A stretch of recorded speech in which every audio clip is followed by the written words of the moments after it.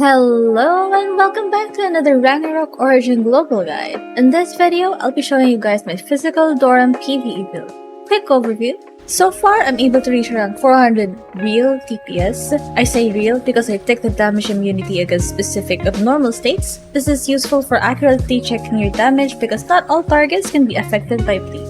Take MVPs for example. If you see this icon on their status, it means they can't be affected. To check this, I actually went around hunting MVPs at 1 AM with only Scratch and the Scar of Taro on auto just to check for the bleed status. So far, I wasn't able to apply it. This applies to TON and Cube bosses as well. So with that, let's get started. For the stats, I maxed out the S tier first, then Dex, and put the rest of my points into Vit. You can also try putting Luck instead of Vit for additional P attack, but personally I prefer Vit for more survivability when doing more difficult PvE content like TON or Freya Mirage, since the P attack bonus from Luck is hardly noticeable.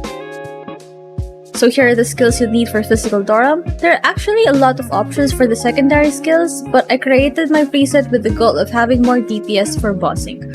On this page, I had maxed out Nyangras after prioritizing skill points on the summons for the P damage and M damage reduction debuff, so you can actually apply this debuff onto bosses.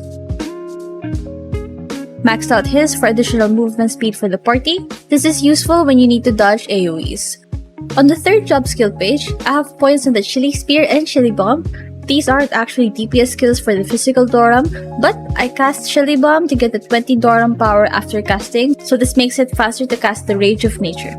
During combat, there are times when your character isn't doing anything because of the overlapping cooldowns. And during this time, you won't gain Doram power, so to maximize this, you can cast Chili Bomb in between. Let's take a look at the skills on auto. So you need all the summons and Rage of Nature, and you don't have room for more, so you really need to cast Chili Bomb, Nyangras, and the other buffs manually in between.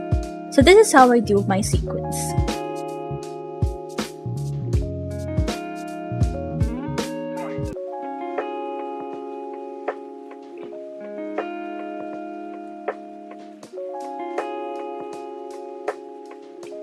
For the weapon Divine Armament, I use Life Grilled Fish and then Tears for the armor set. I did compare the damage between Tears, Charleston, and MOM with 9k SP in combat, and the overall damage is still higher when using Tears. Then I use Chaos on my Radiant Ornament. For the costumes, I prioritized getting more skill damage percentage, so I'm using the Stellar Dream Hat, Ruby Gem, Musical Nose Sticker, Bunny Sheriff costume, and then Dome of Snow. For the cores, I use general cores for the weapons and armor, but for the accessories, I use a 2 Tier 3 Mantis and 2 Growth. I'm planning to replace the 2 Mantis cores with the Growth in the future once I farm them. For the cores, prioritize getting Power of Life, Mad Savage, and Lunatic Power. You can also use Holy Light Shield if you have the Smeldon, but so far, my DPS has been the highest when using these 3 cores versus when replacing one of them with Holy Light Shield. Don't worry about getting Smeldons for these, as you can get these skill effects when combining the mix.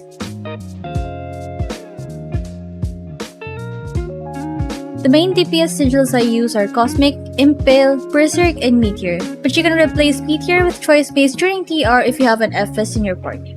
You can replace the sigils you don't have here with Starfall or Soulmark if you have them. Get Peely Boon Enchants, PVE Technique, and Superior P attack. Then you can try getting all STR on the shoes to maximize the effect of the Bunny Sheriff costume. Focus on melee P damage on the attack modules. If you have a Type E module, try to get either Induction, Action, or Delusion for the Expert effect and Sharp Arms for the Master effect. Then for the talents, get Wrath of Nature to increase your summons damage by 20% and Sacrifice of Spirit to increase the skill damage by 20%. For the Nebula, you can copy this one for reference, but for the Astral side, make sure to use the Grand Summoner Life. Alright, that's it for this build. If you find this video helpful, please do give it a like and then subscribe to our channel, and also follow us on our Facebook page for more Ragnarok Origin memes and updates. Now let's take a look at how much damage I'm able to deal using this build.